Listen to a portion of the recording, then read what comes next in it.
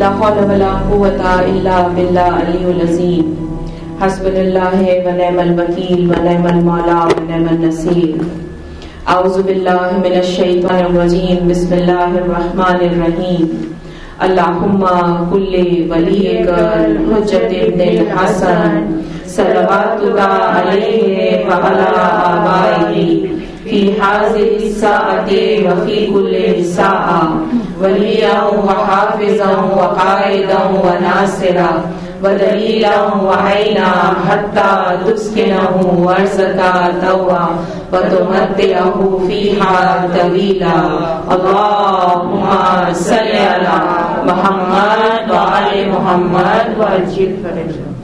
اعوذ باللہ من الشیطان الرجیم بسم اللہ الرحمن الرحیم الحمد للہ رب العالمین والصلاة والسلام علی سید الانبیاء والمرسلین خاتم النبیین سیدنا نبینا شفیعنا طبیب قلوبنا ابی القاسم محمد. اللہم صلی علی محمد وآل محمد وعجل فرجہم وأهل بيته الطيبين الطاهرين المعصومين المظلومين. أما بعد فقد قال الله تعالى في كتابه المبين قوله الحق أعوذ بالله من الشيطان الرجيم بسم الله الرحمن الرحيم ومن يوشك نفسه فأولئك هم المفلحون. صلوات. اللهم صل على محمد وآل محمد وعجل فرجهم. ایک بار اور بہتر طریقے سے امام حسین اور شہدائے کربلا پر صلوات بھیجیے. اللهم صل على محمد وآل محمد وعجل فرجهم. پروردگار عالم ارشاد فرما رہا ہے اور اپنے رسول سے کہہ رہا ہے کہ جو بندہ خدا اللہ کو راضی کرنے کے لیے، خدا کو خوش کرنے کے لیے اس جوش کے ساتھ صلوات پڑھے تو جنت میں اس کے لیے ایک محل تیار کروں گا. اللہم صلی علی محمد وآل محمد وعجل فرجہم. یہ صلوات صرف اور صرف ہم اپنے رب کے پاس نہیں پہنچاتے ہیں بلکہ اس صلوات کا سب سے زیادہ ہمیں ہی فائدہ ہوتا ہے. جب ہم صلوات پڑھتے ہیں تو ہمارے اندر سے پروردگار عالم نفاق کو دور کرتا ہے. نفاق یعنی غرور و تکبر کو دور کرتا ہے. تو جو زیادہ سے زیادہ صلوات پڑھتا ہے پروردگار عالم اس کے دل سے نفاق کو نکال دیتا ہے. اور یہی ہماری سرنامہ کلام کی آیت ہے کہ جو لوگ بھی اپنے اندر سے دنیا کی حرص کو نکال دیتے ہیں پروردگار عالم ان کی تمام مرادوں کو بر لاتا ہے.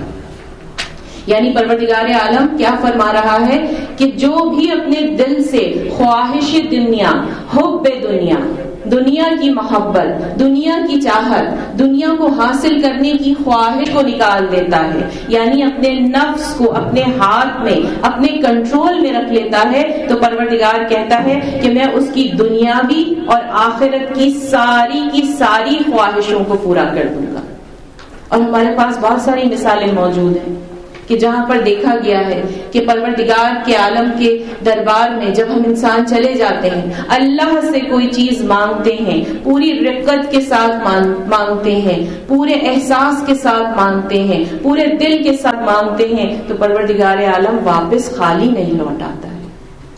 چاہے اولاد کی خواہش ہو، چاہے دولت کی خواہش ہو، چاہے عزت کی خواہش ہو، پروردگار کہتا ہے کہ مجھ سے مانگو، میں تمہیں تمہاری ساری خواہشیں دوں گا.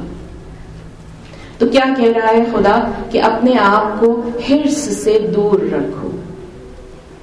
عزیزان نے سید الشہداء آج آپ کو پھر خداوند تعالی نے توفیق دی اور بی بی سیدہ نے آپ کا پرسہ قبول کیا کہ آج آپ کو واپس توفیق ملی کہ اس فرش عزا پر آپ آ جائیں.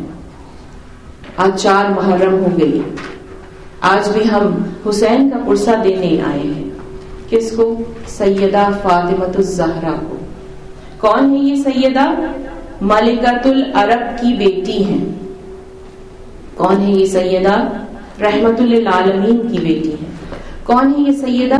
یہ پوری جنت اور دنیا، پوری کائنات کی خود ملکہ ہے، اور اس وقت کہاں موجود ہیں؟ جہاں پر عزادار کے چپل ہیں وہاں ضرور سیدہ فاطمہ الزہرا موجود ہیں۔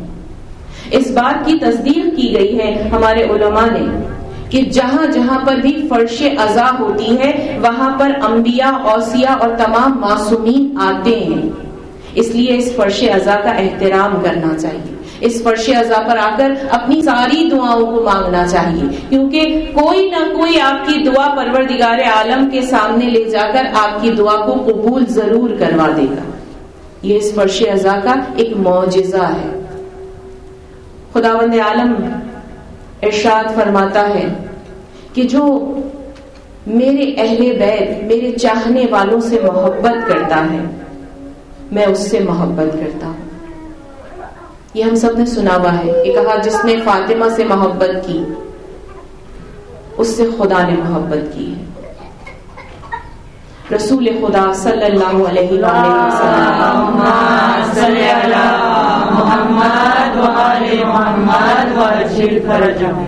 شیخ صدوق فرماتے ہیں، ابو ذر شیخ صدوق نے اپنی کتاب میں لکھا ہے، اور ابو ذر غفاری کا نام ہم سب نے سنا ہوا ہے۔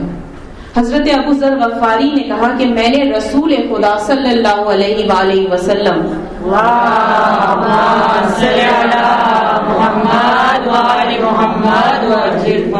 رسول خدا صلی اللہ علیہ وآلہ وسلم سے سنا کہ ایک مرتبہ آسمان پر دو فرشتے آپس میں بحث کرنے لگے، جھگڑا کرنے لگے، اور اس بات پر بضد ہو گئے کہ کون کس سے افضل ہے، کون کس سے بڑھ کر ہے۔ تو حضرت اسرافیل اور حضرت جبرائیل کا آپس میں مباحثہ ہونے لگا، بحث ہونے لگی۔ حضرت جبرائیل نے کہا کہ میں اللہ کا بلند و بالا فرشتہ ہوں۔ حضرت اسرافیل نے کہا میں بلند و بالا ہوں، میرا زیادہ مرتبہ ہے۔ حضرت جبرائیل نے کہا تم بتاؤ کہ تم کیسے بلند و بالا ہو، کیسے اللہ کے مقرب فرشتے ہو؟ تو اسرافیل نے کہا کہ تم بتاؤ۔ اب جب یہ باتیں زیادہ بڑھنے لگیں تو ان دونوں نے کہا کہ میں بتاتا ہوں۔ حضرت جبرائیل نے کہا کہ میں اللہ کا مقرب فرشتہ یعنی اللہ کا بہت پسندیدہ فرشتہ اس لیے ہوں کہ اللہ تعالیٰ اپنے اولیاء، اوصیاء اور تمام جو اس کے چاہنے والے ہیں ان تک وحی میرے ذریعے پہنچتی ہے، اور آج تک جتنی بھی قوموں کے اوپر ہلاکت آئی ہے ان کی وحی میں نے ہی جا کر دی، میری ہی وجہ سے وہ ساری قوم ہلاک ہوئی، مر گئی، اللہ کے عذاب میں آئی۔ تو حضرت اسرافیل نے کہا کہ میں اللہ کا زیادہ مقرب فرشتہ ہوں، خدا مجھ سے زیادہ قریب ہے۔ کہا کیسے؟ کہا ایسے کہ ہر ایک شے کی جو کائنات میں موجود ہے اس کی روح قبض کرنے کا اختیار اللہ نے مجھے دے رکھا ہے۔ سب سے پہلے پروردگار عالم مجھے یہ کہتا ہے کہ اس شخص کی جا کر روح نکال کر لے آؤ۔ اب دونوں ہی برابر ہو گئے، کون کس سے بڑا ہے یہ فیصلہ ہی نہیں ہو پا رہا تھا۔ تب دونوں فرشتے نے پروردگار عالم کی طرف رجوع کیا، خدا کو پکارا، تو پروردگار عالم نے اپنی وحی کے ذریعے ان دونوں فرشتوں سے کہا کہ تم خاموش ہو جاؤ، اور پھر کہا پروردگار عالم نے کہ میری عزت اور میری برکت کی میں قسم کھاتا ہوں کہ تم دونوں میں سے کوئی بھی افضل نہیں ہے، میں نے تم سے بھی بہترین ہستی کو خلق کیا ہے جو تم سے زیادہ بڑھ کر برتر ہیں اور میرے قریب ہیں۔ اب تو لڑائی ختم ہو گئی، حضرت جبرائیل، حضرت اسرافیل ایک دوسرے کو دیکھنے لگے اور دونوں نے ایک ہی سوال کیا، اے میرے پروردگار، اے میرے پالنے والے، تیری عزت سب سے بڑھ کر ہے، تجھ سے ایک سوال کرتے ہیں کہ وہ کون سی ہستی ہے کہ جسے تو نے ہم سے بھی پہلے خلق کیا اور ہم سے بھی زیادہ معتبر ہے؟ تو پروردگار عالم نے فرشتوں کو حکم دیا کہ آسمان سے حجابات کو ہٹا دو، آسمان کے پردوں کو کھول دو۔ جب پردوں کو کھولا گیا تو عرش کے پائے پر لکھا ہوا تھا لا الہ الا اللہ محمد الرسول اللہ، یا اللہم صلی علی محمد و آل محمد وعجل فرجہ۔ کہاں لکھا ہوا تھا لا الہ الا اللہ محمد الرسول اللہ، یا فاطمہ یا علی یا حسن یا حسین بشیر الخلق. جب یہ لکھا ہوا دیکھا تو دونوں نے نظریں جھکا لی. اسرافیل تو کچھ نہ بولے، مگر حضرت جبرائیل نے پروردگار کے آگے ہاتھ جوڑ کر کہا کہ تیری عزت کی قسم کھاتا ہوں، تجھ سے ایک سوال کرنا چاہتا ہوں. پروردگار نے کہا تجھے اجازت ہے، کہہ کہ تجھے کیا پوچھنا ہے. کہا جب یہ اتنے معتبر ہیں تو کیا میں ان کی نوکری کر سکتا ہوں؟ یعنی فرشتے پاک پنجتن کی نوکری کے لیے اللہ سے درخواست کر رہے ہیں. ہم یہاں کس کی عزاداری کرنے آئے ہیں؟ پاک پنجتن کے حسین کی عزاداری کرنے آئے ہیں. ہمیں ان کا نوکر بن کے اس در پر آنا چاہیے.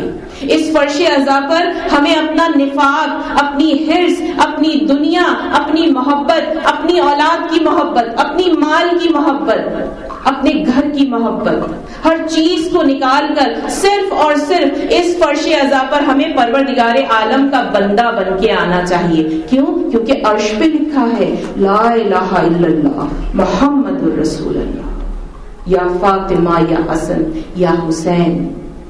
پوری خلقت کے لیے جو بہترین اللہ نے چیز خلق کی تھی یہ 5 ہستیاں ہیں، اور جو کوئی بھی ان 5 ہستیوں کو راضی کر لیتا ہے پروردگار کہتا ہے اس نے مجھے راضی کر لیا. اور ان ہستیوں کو راضی کرنے کے لیے کیا کرنا ہوگا؟ پروردگار کہتا ہے اپنے آپ کو غفلت سے دور کرنا ہوگا. غفلت یعنی بھول جانا. ہم دنیا میں آ کر بھول گئے ہیں، ہم دنیا میں آ کر بھول گئے ہیں کہ پروردگار نے ایک انسان میں 2 چیزیں رکھی ہیں. ایک انسان میں کتنی چیزیں ہیں؟ کوئی کہے گا کان بھی ہے، آنکھ بھی ہے، ہاتھ بھی ہے، پیر بھی ہے. لیکن خدا کہتا ہے میں نے انسان میں صرف 2 چیزیں رکھی ہیں، ایک جسم، ایک روح. ہم روح کو بھول گئے ہیں. ہمیں صرف جسم یاد ہے، ہمیں صرف جسم کی ضرورت یاد ہے. جسم کو کپڑے چاہیے وہ یاد ہے، جسم کو کھانا چاہیے وہ یاد ہے، جسم کو خوشی چاہیے ہمیں یاد ہے، جسم کو عیش و عشرت چاہیے وہ ہمیں یاد ہے، جسم کو شہرت چاہیے وہ ہمیں یاد ہے. لیکن روح کو کیا چاہیے؟ ہر انسان کی روح کیا چاہتی ہے؟ انسان کی روح چاہتی ہے کہ اسے پروردگار کی قربت حاصل ہو جائے. ہر روز ہم اپنے رب کی قربت حاصل کرنے کے لیے کتنی محنت کرتے ہیں. خدا کہتا ہے انسان بھول گیا ہے، غفلت میں چلا گیا ہے. اسی لیے کہتے ہیں کہ جب نماز پڑھیں تو نماز غفیلہ ضرور پڑھا کریں. وہ آپ کو غفلت سے باہر نکالتی ہے، وہ آپ کو آپ کی برائیوں کو یاد دلواتی ہے. جو لوگ باقاعدگی سے نماز غفیلہ پڑھتے ہیں یقین جانیے کہ وہ غفلت میں نہیں ہے، ان کا شمار غافلوں میں نہیں آئے گا. جو بھی نماز غفیلہ پڑھتا ہے پروردگار نے اس نماز میں یہ تاثیر رکھی ہے کہ جو نماز غفیلہ پڑھتا رہے گا وہ غفلت سے دور ہوتا چلا جائے گا. اس نماز میں ہم یہ دعا کر رہے ہیں کہ پروردگار تو ہمیں غفلت سے دور رکھ. کیسی غفلت؟ خدا کو نہ بھولنا، اپنے رب کو ہمیشہ یاد رکھنا، اپنے رب کی ہمیشہ تسبیح کرتے رہنا. اور جو اپنے رب کو بھول جاتا ہے پروردگار کہتا ہے کہ پھر وہ اپنے نفس کا قیدی ہو جاتا ہے. ہمارا ٹاپک ہے نا نفس اور قرآن، معرفت نفس. اپنے نفس کی معرفت آپ کیسے حاصل کریں گے؟ اپنے نفس کی معرفت کے لیے ضروری ہے کہ پہلے اپنے آپ کو پہچانے کہ پروردگار نے خلق کیوں کیا تھا. کتنی چھوٹی زندگی ہے ہماری. ہم سے پہلے کتنے لوگ اس دنیا سے جا چکے ہیں، آج تک قیامت نہیں آئی، وہ انتظار کر رہے ہیں. ہم بھی گزر جائیں گے، ہم بھی انتظار کریں گے. تو کتنے دن انسان زندہ رہتا ہے دنیا میں؟ اب تو بہت چھوٹی زندگی ہو گئی ہے، اور ابھی اس وبا کے بعد تو اور چھوٹی ہو گئی ہے. پتہ ہی نہیں ہوتا کہ آج جو اس وقت ہمارے ساتھ بیٹھا ہوا ہے کل کو رہے گا بھی یا نہیں رہے گا. تو کیا سمجھا رہا ہے خداوند تعالی ہمیں کہ یہ دنیا فانی ہے اور چھوٹی ہے. جب ہم کسی سفر میں جاتے ہیں، یہاں سے آپ موریشس جائیں وہاں سے آگے آپ کو کہیں اور جانا ہے تو کتنی دیر کا ہمارا ویٹنگ ٹائم ہوتا ہے؟ یہ دنیا بھی ویٹنگ ٹائم ہے، یہ دنیا بھی آپ کا ٹرانزٹ ہے، اور اس ٹرانزٹ میں آپ نے وہ سامان جمع کرنا ہے جو آپ کی روح کو یہاں پاک رکھے اور اللہ کے دربار میں آپ کو جنت میں سیدہ حوض کوثر سے سیراب کرے۔ اور یہ کب ہوگا؟ جب ہمارا نفس پاک ہو جائے گا۔ نفس کو پاک کرنے کے لیے پہلی چیز کیا تھی؟ غور و فکر کرو، اپنی عبادت کو دیکھو، اپنے آپ کو اس دنیا میں ڈالنے کے بجائے اللہ کی طرف راغب کرو، اپنی عبادات پر غرور نہ کرو اور خود کو غرور و تکبر میں کبھی مت ڈالو۔ ایک مرتبہ رسول خدا صلی اللہ علیہ وآلہ وسلم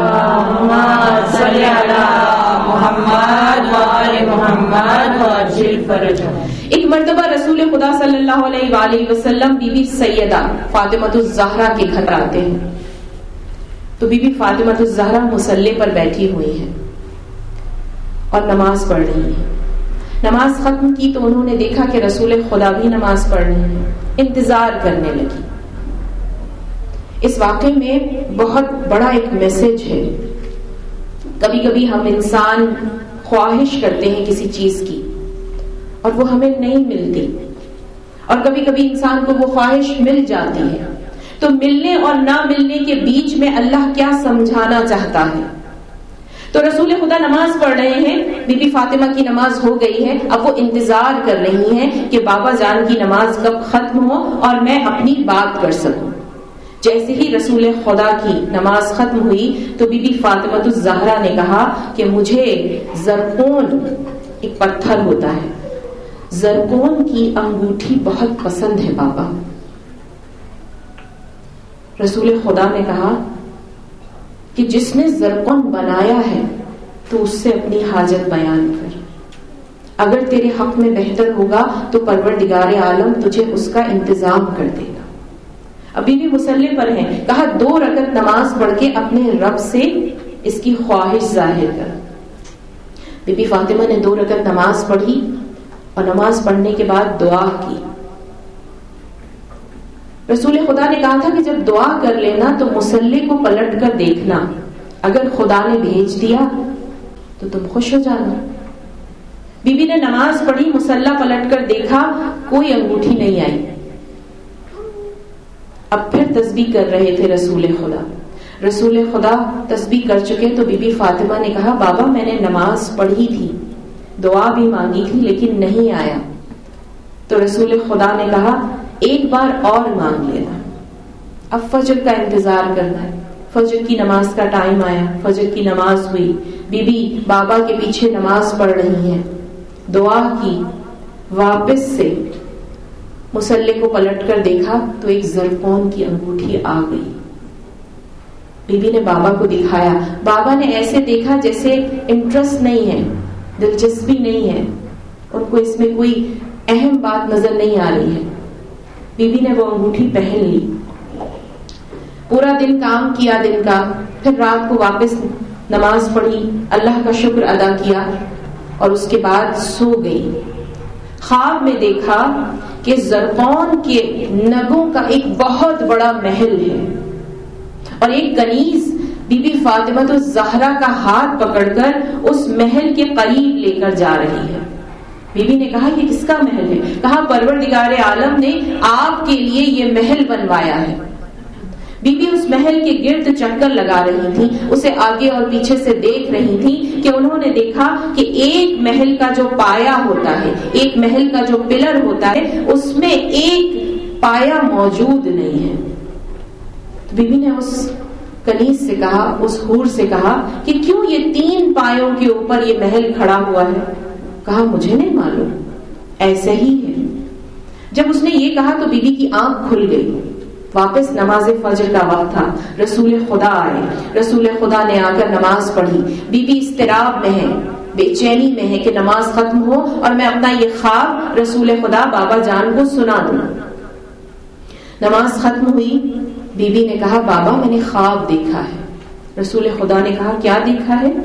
جانتے تھے لیکن سننا چاہتے تھے کہ کیا دیکھا ہے۔ رسول خدا نے کو کہا بیوی نے کہ میں نے خواب دیکھا کہ اسی زرقون کی جو نگ ہوتا ہے اس کا میں نے ایک بڑا سا محل دیکھا۔ وہ بیوی جو مجھے لے کر جا رہی تھی کہا کہ میں یہاں کی کنیز ہوں، یہ محل اللہ نے آپ کے لیے بنوایا ہے۔ لیکن جب میں محل دیکھ رہی تھی تو اس میں ایک پایا موجود نہیں تھا، اس میں ایک نگ موجود نہیں تھا۔ رسول خدا نے کہا تم نے ہی تو دنیا میں اس کی چاہت کر لی تھی۔ یہ نگ انگوٹھی کی صورت میں تمہیں لا کر پروردگار نے یہاں دے دیا ہے۔ یعنی دنیا میں اگر ہم کسی چیز کی چاہت کرتے ہیں، بہت مانگتے ہیں، پروردگار عالم ہمیں دے دے گا، تو یقین جانیے کہ وہ جنت کا حصہ نکال کر پروردگار عالم اس دنیا میں ہمیں لا کر دے گا۔ تو آپ کو اس دنیا میں چند دنوں کے لیے کوئی خواہش کرنی ہے یا آخرت کے لیے، جنت کے لیے جمع کر کے رکھنا ہے، یہ فیصلہ ہمیں کرنا ہے۔ بی بی نے جب یہ سنا تو فوراً اس انگوٹھی کو اتارا اور مصلے کے اندر واپس رکھ دیا اور کہا کہ میں دنیا میں کوئی چیز ایسی نہیں چاہتی جو آخرت میں میرے گفٹ کو، میرے تحفے کو کم کر دے۔ آج ہم کیا چاہتے ہیں دنیا میں؟ سب کچھ مل جائے، پھر آخرت میں کیا ملے گا؟ اگر سب کچھ دنیا میں ہی لے لیں گے تو وہاں پر اللہ کے دربار میں کیا لیں گے؟ ہمارا تو رتبہ بھی بی بی فاطمہ زہرا جیسا نہیں ہے، ان کی عبادت کے جیسی ہماری کوئی عبادت بھی نہیں ہے۔ چھوٹی چھوٹی عبادتیں ہوتی ہیں ہماری، مگر کیا ہے کہ ہم اپنے نفس کے غلام ہو گئے ہیں۔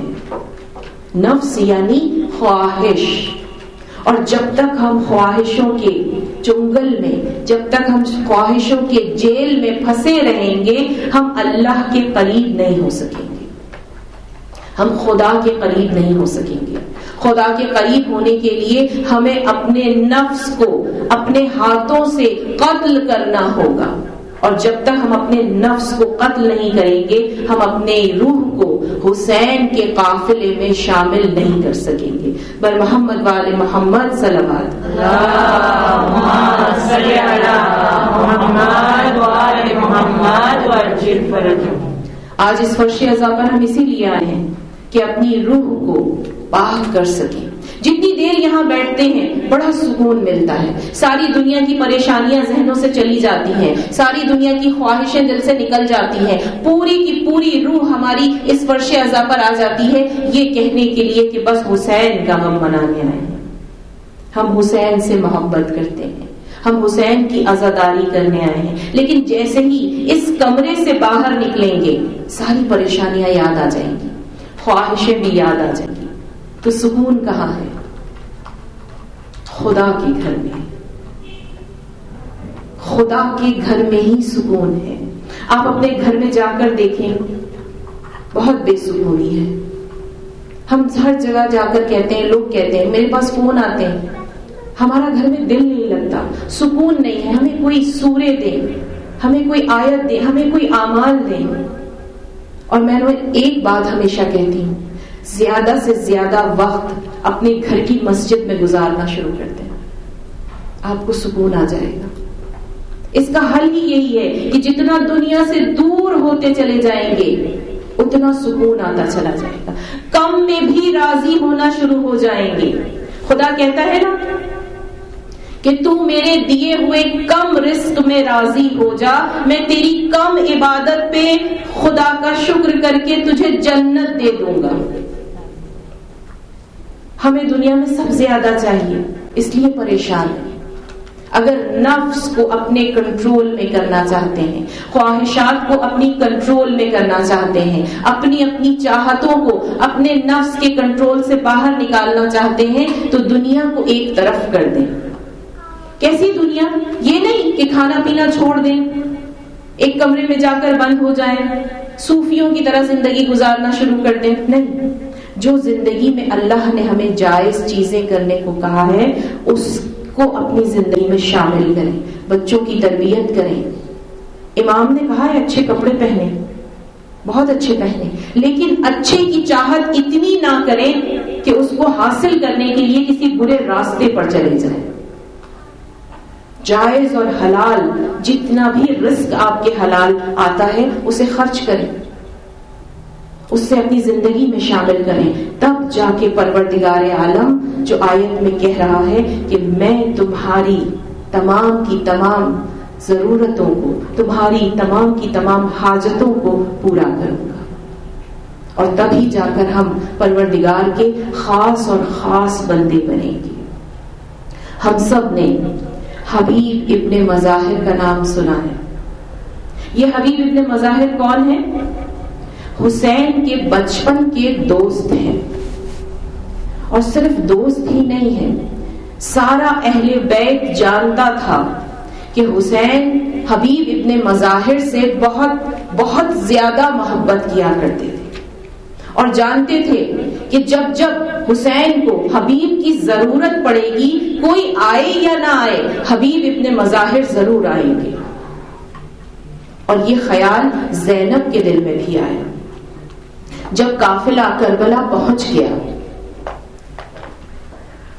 اور حر نے امام حسین کو روک لیا اور اطلاع دی ابن زیاد کو کہ میں نے حسین کو یہاں کربلا میں روک دیا ہے، تو ابن زیاد تو خوش ہو گیا اور اس نے اپنے قافلے کے قافلے بھیجنا شروع کر دیے کربلا میں حسین سے جنگ کرنے کے لیے۔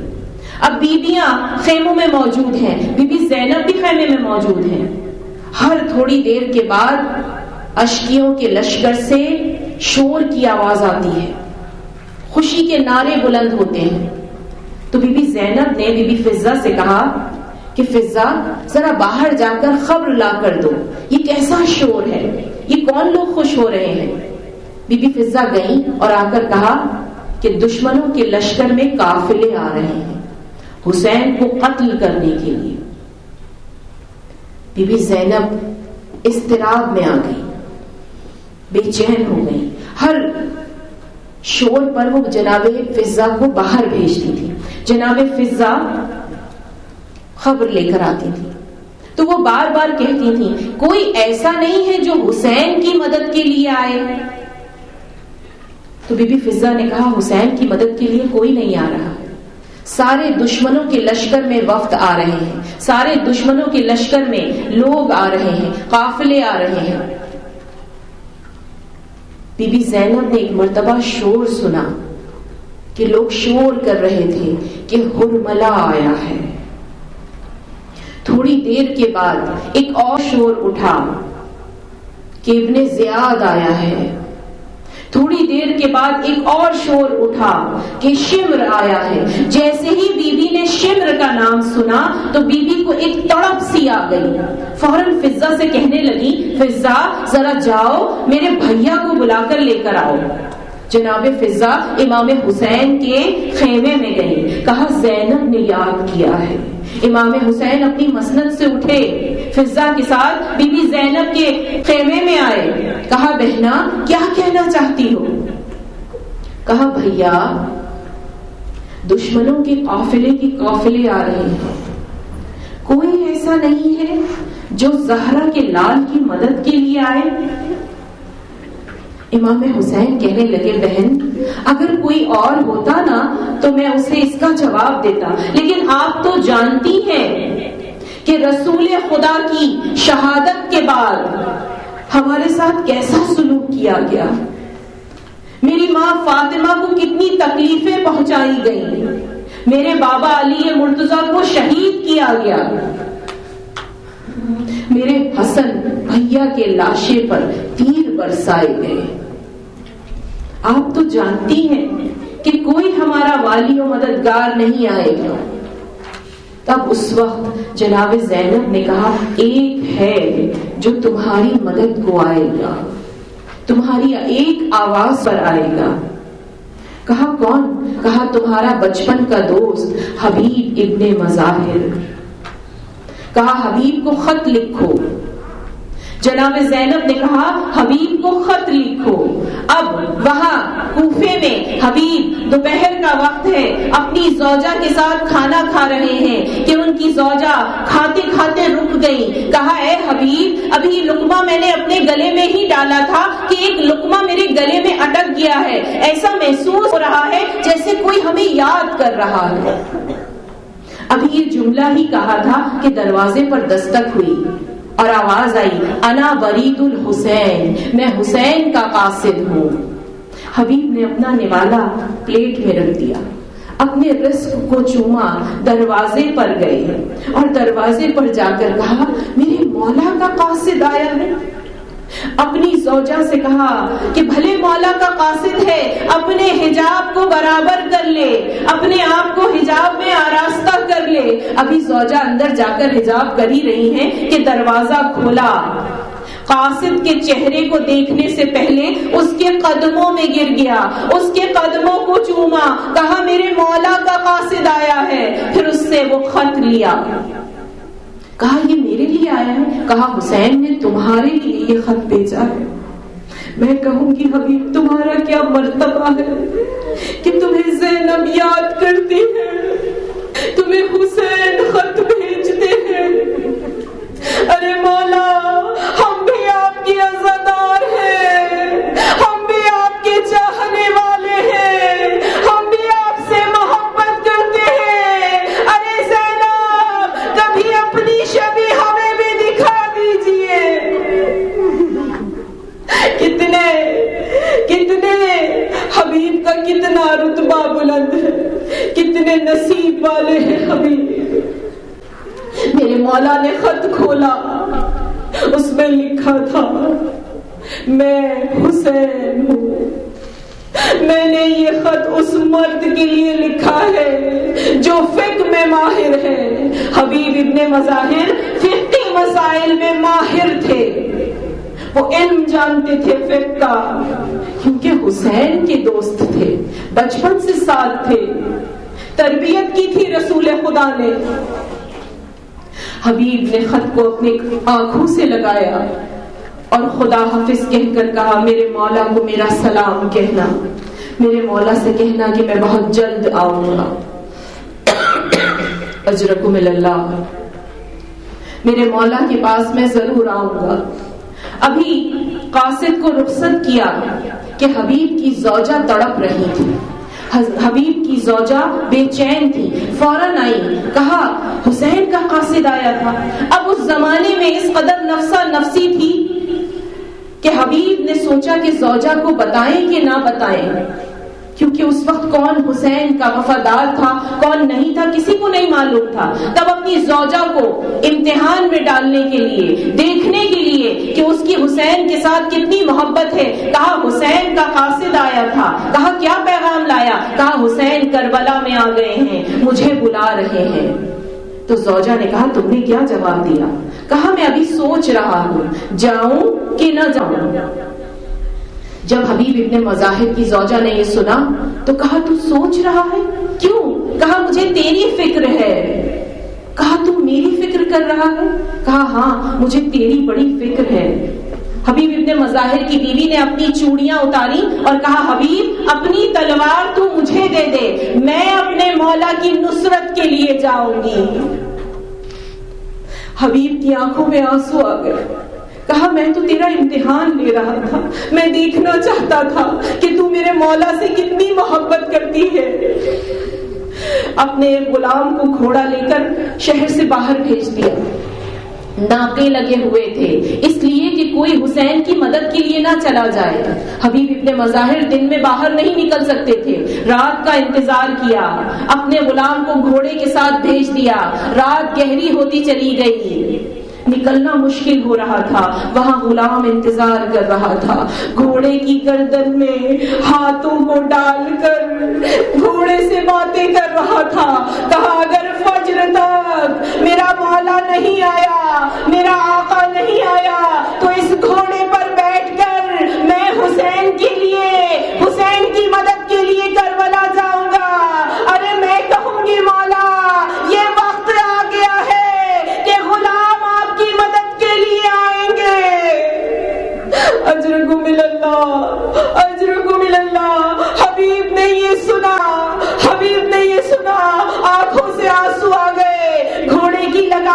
اجڑی 7 محرم کو حبیب کربلا پہنچے. 7 محرم کو میرے مولا کے پاس پہنچے. جب پہنچے تو پہلی بار لشکر حسینی میں نعرہ بلند ہوا. لبیک یا حسین کا نعرہ لگا. ایک شور ہوا, ایک خوشی کا لمحہ آیا. سب نے حبیب کو گلے لگایا, حسین نے گلے لگایا. یہ آواز زینب تک پہنچی. زینب نے فضا سے کہا, آج یہاں خوشی کا سما کیوں ہے؟ فضا نے کہا, بی بی حبیب آیا ہے, مولا کا دوست آیا ہے. میری بیوی نے کہا, میرا پیغام حبیب تک پہنچاؤ, میں اسے ملنا چاہتی ہوں. جب یہ پیغام حسین کے پاس پہنچا, حسین خود حبیب کو لے کر زینب کے خیمے کے پاس آئے. زینب خیمے کے اندر ہے, حبیب خیمے کے باہر ہے, بیچ میں حسین ہے. زینب نے کہا, اے حبیب تمہیں زینب کا سلام ہو, میرے ماں جائے کا خیال رکھنا. میں کہوں گی بی بی کیسے نصیب والے تھے حبیب کہ آپ فاطمہ الزہرا کی لخت جگر حبیب کو سلام بھیج رہی ہے. اجرکم اللہ, اجرکم اللہ. حبیب غش کھا کر زمین پر گر گئے, ہاتھوں کو سر پر رکھا, کہا اے میرے پروردگار, یہ وقت آ گیا ہے کہ زہرا زادیاں اس غلام کو سلام پیش کر رہی ہے. حبیب نے خود کو تیار کیا, جنگ میں گئے, بہت جنگ لڑی. بس ایک مرتبہ حبیب گھوڑے سے گرے, شہید ہو گئے. میرے مولا حبیب کی شہادت پر بہت گریہ کیا. مقتل میں 2 سر سب سے پہلے کاٹے گئے تھے, ایک حسین ابن علی کا اور دوسرا حبیب ابن مظاہر کا. سب سے پہلے نوکے نیزہ پر یہی 2 سر نیزہ آویزہ ہوئے تھے. ان دونوں کو بلند کیا گیا. ایک مرتبہ 11 محرم آئی, سارا قافلہ روانہ ہوا, کوفے میں پہنچا.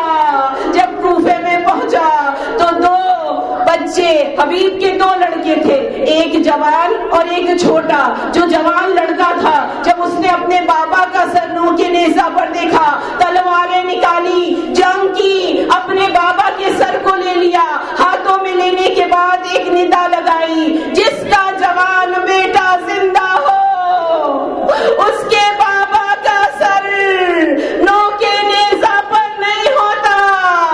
ارے میرا بیمار امام, امام سجاد یہ جملے سن رہے تھے. سر کو اپنے بابا کی عزت دیکھا اور دیکھ کر کہا, بابا میں کتنا مظلوم ہوں. ابھی نوکے نیزہ پر بابا کا سر دیکھ ہی رہے تھے کہ پیروں میں محسوس ہوا کہ کسی بچے نے گھٹنوں کو پکڑ کر ہلایا. اتنے طاق تھے کہ نیچے دیکھ نہیں سکتے تھے, پھر بھی نیچے دیکھا. کہا اس بچے سے, کیا کہنا چاہتے ہو؟ کہا, میں حبیب کا یتیم ہوں. اجرکم اللہ. میرے مولا نے مڑ کر زینب کی طرف دیکھا, کہا, پھوپھی اماں یہ حبیب کا یتیم ہے. میری بیوی کی عظمت کو دیکھو, 18 لاشیں تھے, کسی نے پرسا نہیں دیا. میری بیوی نے کہا, تمہاری ماں کہاں ہے؟ وہاں سے حبیب کی بیوی نے کہا, میں حبیب کی زوجہ کب سے آپ کا انتظار کر رہی ہوں. میری بیوی زینب کہتی ہے, میں تمہیں حبیب کا پرسا دیتی ہوں. ارے میرا پرسا قبول کرو. حبیب کی بیوی نے کہا, بیوی خدا سلامت رکھے, کیا کسی نے آپ کو علی اکبر کا پرسا دیا؟ کیا کسی نے آپ کو حسین کا پرسا دیا؟ کیا کسی نے آپ کو قاسم کا پرسا دیا؟ اے بیوی آپ مجھے پرسا دیتی ہے, کیا کسی نے آپ کو اونو محمد کا پرسا دیا؟ ارے بیوی کسی نے آپ کو اصغر کا پرسا دیا؟ ان انا للہ وانا الیہ راجعون الا لعنۃ اللہ علی قوم الظالمین۔ بار الہ تجھے واسطہ دیتے ہیں بی بی زینب کی غربت کا، ان کی مظلومیت کا، تجھے واسطہ دیتے ہیں بیمار کربلا کا۔ پروردگار عالم جہاں جہاں پر بھی جو بیمار ہے، جو مومنائیں بیمار ہیں، کسی تکلیف میں مبتلا ہیں، پروردگار عالم ان ہستیوں کے صدقے میں انہیں شفا عنایت فرما دے۔ پروردگار عالم تو بڑا غفور الرحیم ہے، ہماری اس قلیل سی عبادت کو قبول و مقبول فرما لے۔ پروردگار عالم تجھے واسطہ ہے محمد و آل محمد کا، جس طرح سے تم نے ہمیں اس دنیا میں خلق کیا ہے، ہمارا خاتمہ بالخیر فرما دے۔ پروردگار عالم امام زمانہ کے ظہور میں تعجیل فرما دے، ہمیں ان کے لشکر میں شامل فرما دے۔ ماتم حسین۔